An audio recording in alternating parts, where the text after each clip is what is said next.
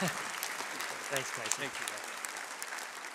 Thanks very much, Pastor Casey. It's a real privilege and a pleasure to be here in my hometown of Toowoomba and to be at this conference. It's lovely to have such a warm welcome and to have people clapping. I was on the Q&A program last year and they started clapping and I realised they weren't clapping for me, so thank you very much. We're facing a big crisis in our country. I think probably the most significant social policy issue of our generation, and that is this battle over whether or not marriage should remain defined between one man and one woman in law or whether it should be changed. And I think you'll all be aware that there is a postal plebiscite going on. Who has voted in the Australian Bureau of Statistics postal survey? Who has not voted? Okay, I saw that hand there. I'm talking to you today. Who has voted yes? No. I saw that hand too. All right. Look, I know that most of us in this room will be people who have considered this carefully, and probably a lot of what I'm saying today won't necessarily be new, but sometimes we need to get together to certify our sanity. And the topic I've been given today is the future of marriage, and the future of marriage is very much up for grabs in this country. So I'm with the Australian Christian Lobby. We reside in Canberra. Now, this photograph here I took on my way to work earlier in the year. That is Commonwealth Avenue. Does anyone recognise the building behind there? Parliament House. Does anyone recognise those flags that are flying there? Those are the flags of that is the flag of a political movement which represents the lesbian, gay, bisexual, intersex and queer. And there's other letters that are constantly being added to that acronym. But that means something. It's a political movement that has an agenda. Now, there's nothing particularly wrong with political movements in a democratic society where we have free speech. People are welcome to propose ideas into the public square. But the political agenda that flies under that particular flag says that marriage should be redefined, says that gender is just a social construct, and we'll talk about that in a moment, and it seeks to radically reshape our society. It seeks to deauthorise freedom of speech about marriage and freedom of religion. And so it means something. When I saw those flags flying on public property on Commonwealth Avenue on the way to work this year, I was very, very concerned because the law hasn't changed to accommodate much of the political agenda of those flags, and yet those flags were flying on public property. Those flagpoles there are generally reserved for the flags of visiting dignitaries. So if the President of the United States is in Canberra, you'll see American flags flying there. If the President of Indonesia is there, you will see Indonesian flags. But this year, during the Sydney Gay and Lesbian Mardi Gras, we had rainbow flags flying because the Chief Minister of the ACT, Andrew Barr, decided that he wanted to help a political cause using public property and public resources to put those flags up. Now, marriage has been under attack for quite some time. And I mentioned that the same-sex marriage political movement has a totalitarian agenda. It has an agenda to silence freedom of speech about what many of us in this room would believe to be the truth about marriage. But this is not the first time that marriage has been under attack by a political movement.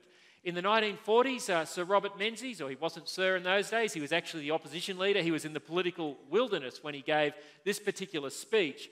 But he gave a broadcast on radio called Christianity and Communism.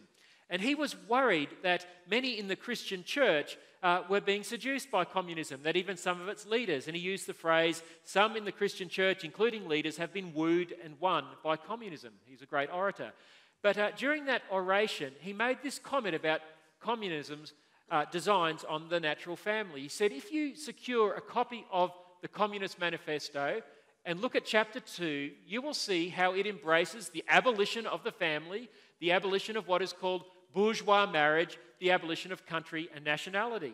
This is 1946, folks. You had a political movement that wanted to abolish the bourgeois family. Now, bourgeois is a term of derision, which communists and Marxists use to try and poo-hoo mum and dad, the idea of mum and dad and the kids as a social construct. So Menzies recognised this was a threat way back in 1946. If we fast forward to today, and if you take even a cursory glance at what's been going on in the current political debate, you will know that the agenda of the same-sex marriage political movement is to destroy marriage and family, or to deauthorise it. They would say it could continue, but as I'll show you in a minute, they want to make it punishable by law to say out loud that we think that marriage is exclusively between one man and one woman, and that wherever possible, a child should have the right to the love of their mother and father. That is the sort of thing that is under threat here. It was under threat then, it's under threat again. This is not the first time that we've also seen marriage redefined. Back in 1975, we had the Family Law Act, which brought in the concept of no-fault divorce. And that passed the Parliament back in Old Parliament House. In those days, there was politicians by the name of Paul Keating, remember him? John Howard, Philip Ruddock, who's only just recently retired. These were the senior parliamentarians who came to national prominence, but in those days they were young men. They, together, across party lines, moved an amendment to try and stop the separation period before which a no-fault divorce could occur from being only 1 year. They had an amendment to have it extended to 2 years. That amendment lost by one vote.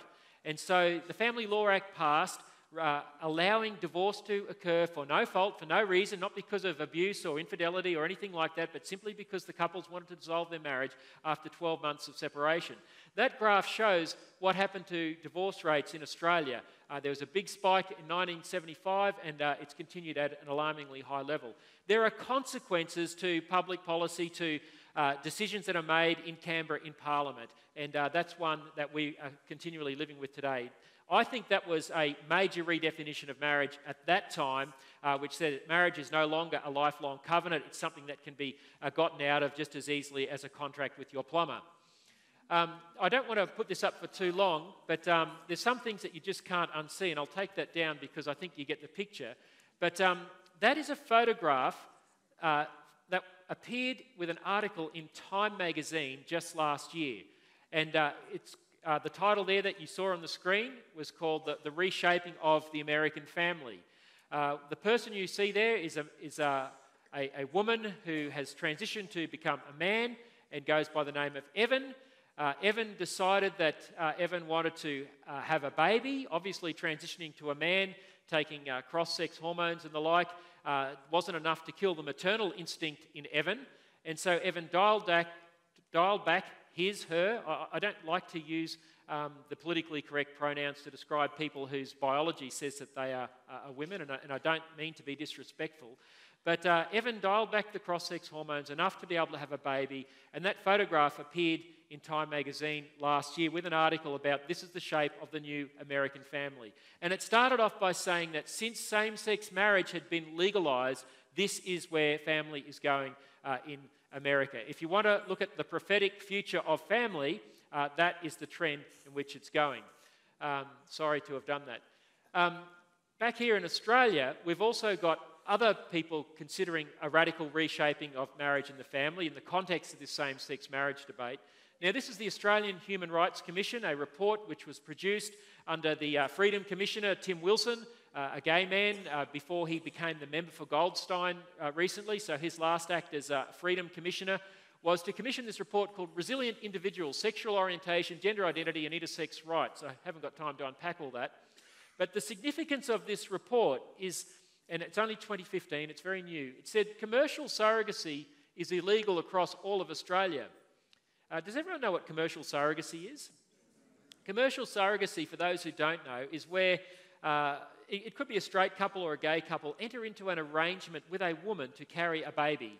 There could well be the purchase of eggs involved, there's the rental of a woman's womb for 9 months, and then there's a commercial transaction where a baby is exchanged for money to the commissioning couple. Now, the Australian Human Rights Commission, which is supposed to protect human rights in this country, said commercial surrogacy is illegal. That's just an observation. This has particular implications for gay male couples wishing to have biological children. Now, we're having a debate about same-sex marriage at the moment. Marriage is a compound right to found and form a family. And whenever I raise the issue about children deserving a mum and a dad, I'm constantly told, but gay people can already get kids. Well, yes, that is true to a certain extent. A lesbian couple can go and get a sperm donor. And I'm sorry for any kids here if these are awkward conversations. Ask your parents what they mean later. That's okay. Sorry, parents.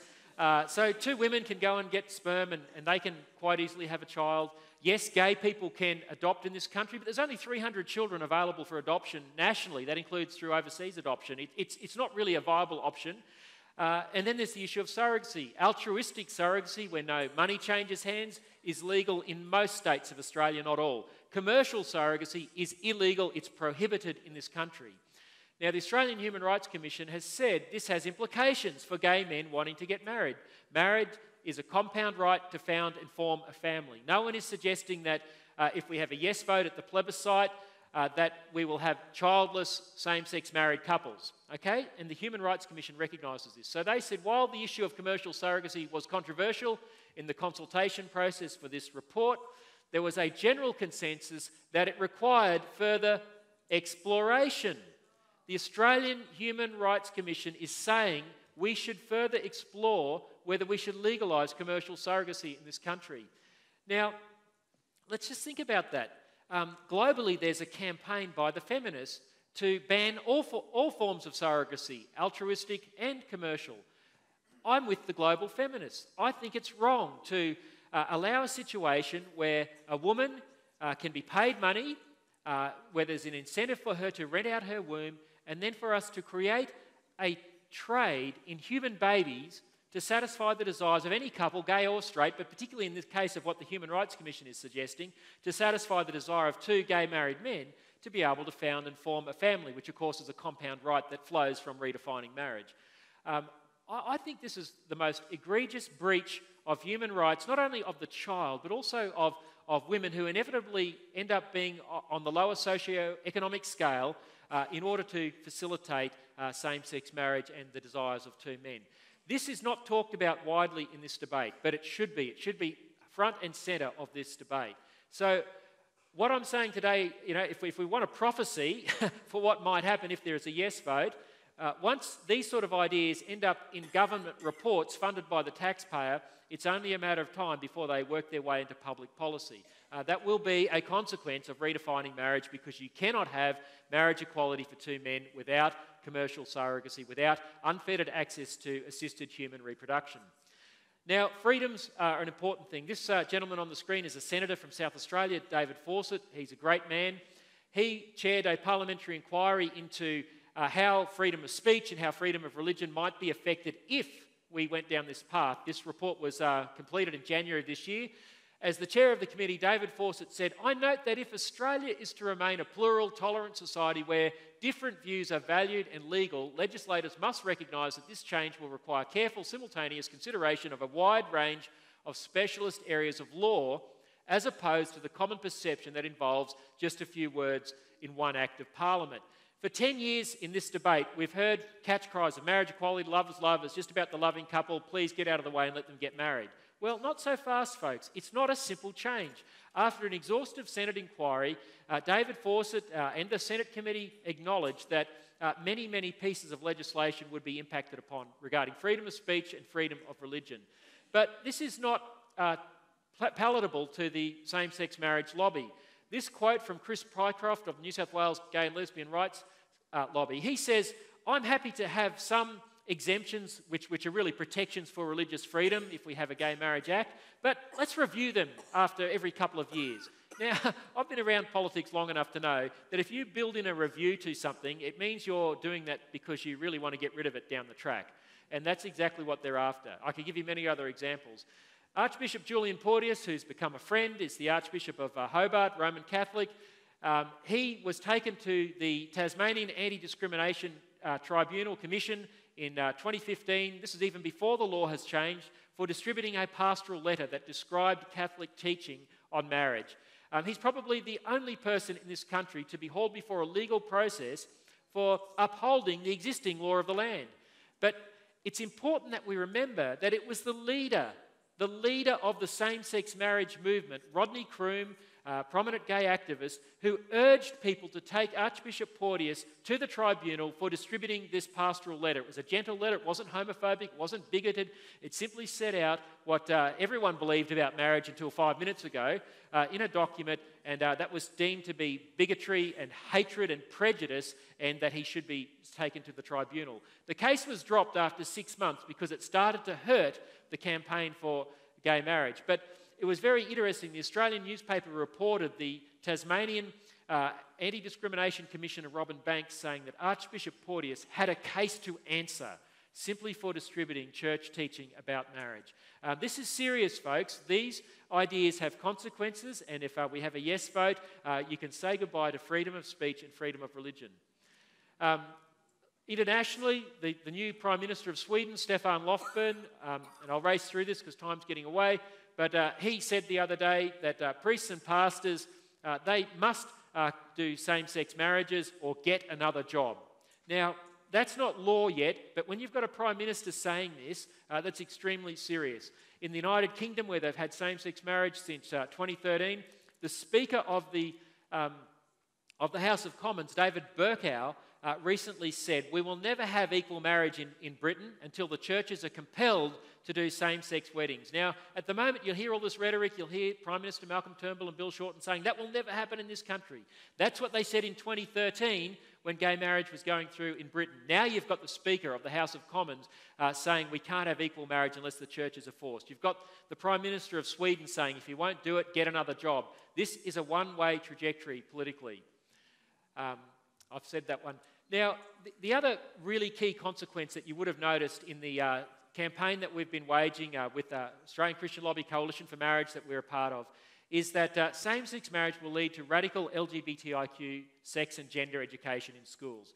Now, we were accused of putting in red herrings and talking about things that had nothing to do with the question of redefining marriage. Well, this is Theresa May, the Prime Minister of the United Kingdom, 3 weeks ago at the Pink Media Awards.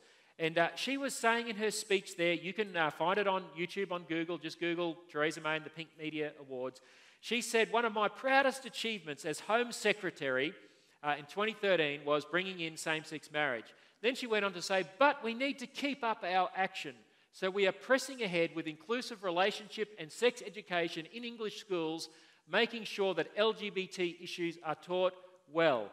Now, many of us have heard of the so-called Safe Schools program. That is the sort of LGBT education that she's talking about. Teaching children that their gender is on a spectrum, that gender is not uniform, to take a quote from Safe Schools, that with the poster of the boy dressed in a girl's school uniform, encouraging kids down this pathway of puberty blockers, cross-sex hormones, and eventually radical surgery.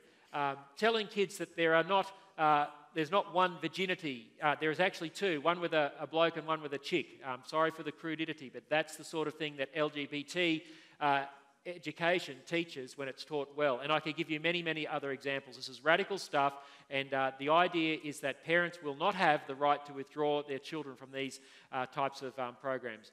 In Victoria, as of next year, the Premier Daniel Andrews is mandating this sort of education in Victorian high schools compulsory from next year. This is happening. It marches under that same rainbow flag that was flying over Commonwealth Avenue earlier this year.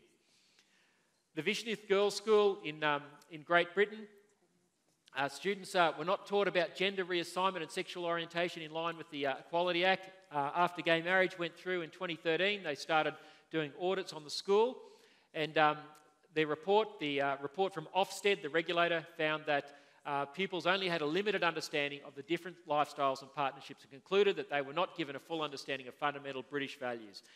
Not teaching this gender fluidity, radical LGBT education is out of step with British values. I kid you not, and it will be out of step with Australian values should we redefine marriage in this country. So what is the future of marriage? And I want to end on this, and there's not time to unpack all this, but we as heterosexuals have done a pretty bad job with marriage over the last 50 or so years, and perhaps even longer. Hollywood already redefined marriage for us, making it a feeling. It's whether I feel in love and all the romance of the big screen. That was the first redefinition of marriage. Now, it takes a subtle truth. Of course, we want to be in love with our marriage partner, and we should be, and we should work and strive for that. But I think any of us who have been married for any length of time know that there are times when we don't always feel warm fuzzies about our partner. My wife and I have been married for 24 years. We've never considered divorce, but murder has been an option once or twice. But don't clap. So we've done a bad job as heterosexuals. Pornography is a scourge on our society, and anyone with a smartphone is just one click away from it, particularly our children. It's socialising a whole new generation of boys into warped sexual expectations that do not set them up well for marriage. We are in real trouble, and shout out to my sister Letitia, who's based here in Toowoomba. You know, this aspiration for a porn-free city, which the Mayor, Paul Antonio, has got behind, I think is a breath of fresh air. And I think, yeah...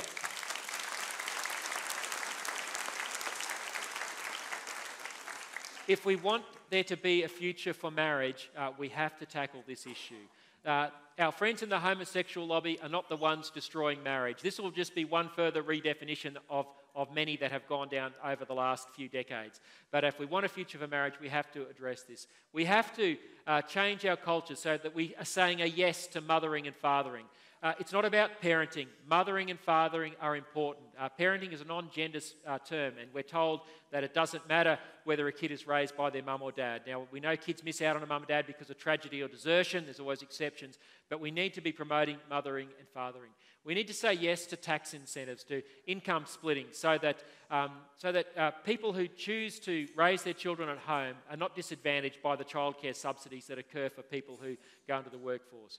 And we need to say yes to a positive vision of marriage and family. One of my greatest griefs with our campaign over the last 3 months has been that we have had to highlight the negative consequences, and there is a place for that because we've had to convince our fellow Australians in a short period of time.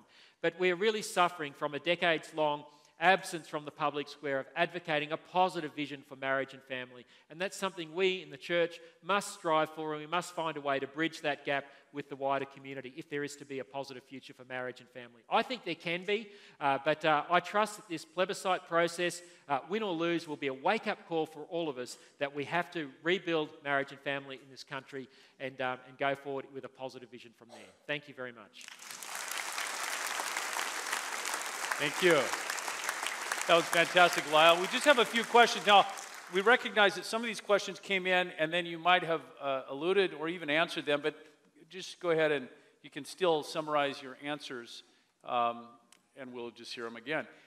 So let me walk through these. First of all, what happens next if the U.S. vote gets up in the national survey about marriage? If the unthinkable happens and we have a yes vote, let me just rephrase it. If we have a no vote, if our side wins, our fight is not over, because Bill Shorten, the leader of the Labor Party, has said that he will legislate marriage within 100 days, legislate same-sex marriage within 100 days should he become Prime Minister. So we need to be aware of that. So our fight is not over even if we win, because at some stage there will be a change in government. The Australian political cycles cycle. If we lose, our fight's not over, obviously. And I think we have to then recognise the sort of consequences that we've talked about today, and I think we have to start to adopt a posture where we begin to live as dissidents in our own country. And I love looking at dissidents of history, whether it's Dietrich Bonhoeffer in Germany, who defied the National Socialists, whether it's Václav Havel in Czechoslovakia. And Václav Havel is a particular hero because he said to his people who are under communist rule, don't submit to the lie. Don't submit to the lie. I want to say, if we lose, don't submit to the lie. Let's live the truth about marriage, and let's be even more courageous and emboldened, even if it does risk us perhaps getting dragged before anti-discrimination tribunals. Let's not be silent. Maybe a few of us will go to a tribunal like Archbishop Porteous was, even before the law changed. I hope we've got the courage to stand up for the truth about marriage, to always say out loud that marriage is between one man and one woman, and that children, wherever possible, are entitled to the love of their mother and father, and that we will say that regardless of the consequences if we lose. And wow, that's fantastic. Thank you for your courage, Lyle. We must keep fighting. And we must try and win it back. It could take a long time, but we must be committed to always winning back the truth in public policy while ever we live in a democracy. Yeah, that's great. Has there been a case anywhere in the world of someone being successfully prosecuted for expressing their beliefs about marriage? There's been heaps. Yeah. Where do we start? I was at a forum a week ago in Barrel, and I was debating Tony Abbott's sister, Christine Foster. She said, you guys have just got isolated examples. I wheeled off 8, straight away. But at the moment, there is a cake maker, Jack Phillips, from Oregon. He's before the US Supreme Court right now. He's happy to sell cakes to gay couples, but he's a cake artist. He has artisan skills, and he has said, I don't want to use my artistic ability to help create a cake that celebrates a vision of marriage that I don't agree with. So he's now before the US Supreme Court. Baronelle Stutzman from Washington State, similarly, florist, 71-year-old grandmother, up on charges of bigotry. There's been the Ashes Bakery case in Northern Ireland. It wasn't even about gay marriage. They were asked to write a gay marriage political slogan on a cake, and they went to court for that. In Australia, one of our board directors, Mark Allaby, was demonised at work. He worked for PricewaterhouseCoopers and then later at IBM. In both workplaces, the diversity officer tapped him on the shoulder and said, you can't be associated with these Christian charities that don't believe in same-sex marriage if you want to keep your job here. I could go on and on. Yeah. By choice or conviction, you have been the media leader for the no vote, and as I said in my introduction, we're appreciative of your courage. Do you feel a lack of support by the traditional Christian leaders? That's point A question. And are the media as anti the no vote off screen as they are on screen? 2 really good questions. Very good questions. The answer to the first question is no. I feel very supported by the leaders of the mainstream churches in Australia. I know most, including the Adventist Church, has been terrific over many years, have journeyed with us. Look, someone has had to be a voice in this, and that's probably happened more by accident. We've just felt a conviction at ACL. We've got to keep speaking of this, but it's meant a lot to know that senior leaders in the church are right behind us. And many of them have spoken at different times, just not in the same sustained way. This has required a sustained public commentary, and I don't expect church leaders to be doing that on a day-to-day basis. We are equipped to do that. So we've had great support from them. In terms of the media, most of the media are not reporters of this issue. They are champions for it. And while some of them are very professional, they obviously support same-sex marriage. They're not hostile off-screen necessarily, but they support this position. There are others like, and I'll name names, Bernard Keane from Crikey, who is vitriolic off-screen. Emma Alberici from Lateline is vitriolic personally at me on Twitter. So some of them sort of cross that line. Others, they're just going with the zeitgeist, but they're not necessarily antagonistic. Okay. Have you heard of cultural Marxism? And if so, can you outline origins and its relationship to same-sex marriage? Yeah, look, obviously I've heard of the term. When I was doing university here at University of Southern Queensland, I was doing journalism with history and politics. Everything was done through a Marxist filter, my whole university degree. Ros Ward, who's the founder of the so-called Safe Schools program, is a cultural Marxist, and she has said that safe schools is not about anti-bullying, it is about destroying heteronormativity. I mean, it could have, her statements of late could have been taken straight from the Communist Manifesto, which Sir Robert Menzies identified back in 1946. So this is a real problem. The cultural Marxists don't use gulags anymore. They don't kill people physically, but they do use totalitarian power. And if they win this vote, they will use the law to punish those of us who wish to say the sort of things that I'm saying on this platform today. You will be punished. You will be in breach of anti-discrimination legislation if you say the things that I'm saying out loud. Now, I don't think it will happen straight away. This will be a slow burn over time, but the pressure will intensify, and that's the way the cultural Marxists work. Let me just finish, Lyle, with this question. Is there something you would like people hearing your message, what you've talked about today, to do with it, an application? Is there something specific that you want to finish by inviting us to do?